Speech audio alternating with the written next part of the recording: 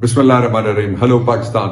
ابھی جو 24 گھنٹے پہلے انتخابات ہوئے ہیں ان میں صوبائی اسمبلیوں میں 3 صوبائی اسمبلیوں میں اور مرکز میں پاکستان تحریک انصاف سب سے بڑی پارٹی بن کے سامنے آئی ہے. بڑے مشکل حالات کے باوجود سارے آڈز کراس کر کے میں پاکستان کے ووٹرز کو، یوتھ کو، خواتین کو مبارکباد پیش کرنا چاہتا ہوں. عمران خان کی طرف سے خراج تحسین پیش کرنا چاہتا ہوں جنہوں نے انتہائی دلیری سے باہر نکل کے ووٹ ڈالے.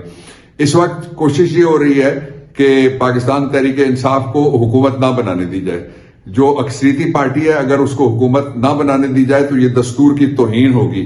اس لیے میں سب سے مطالبہ کرتا ہوں، جتنے لوگ ہیں، جتنے متعلقہ افراد اور ادارے ہیں، کہ پاکستان تحریک انصاف کا یہ حق تسلیم کیا جائے کہ وہ حکومت بنائے اور ہمارے مینڈیٹ کا احترام کیا جائے. اس کے ساتھ ہی میں جو پاکستان تحریک انصاف کے مختلف جگہ سے ایم پی ایز بنے ہیں اور ایم این ایز بنے ان سب کو مخاطب کر کے میں یہ آپ کو بتانا چاہتا ہوں کہ آپ فوری طور پہ پاکستان تحریک انصاف کے منتخب نمائندے کے طور پہ اپنے آپ کو ڈکلیئر کریں اور اگلے 2 دن کے اندر انشاءاللہ جو پارلیمانی پارٹی بنے گی صوبوں میں پاکستان تحریک انصاف اس کے اندر بھی شامل ہو اور مرکز کی جو پارلیمنٹ ہے اس کے اندر بھی پاکستان تحریک انصاف کی پارلیمانی پارٹی بنے گی.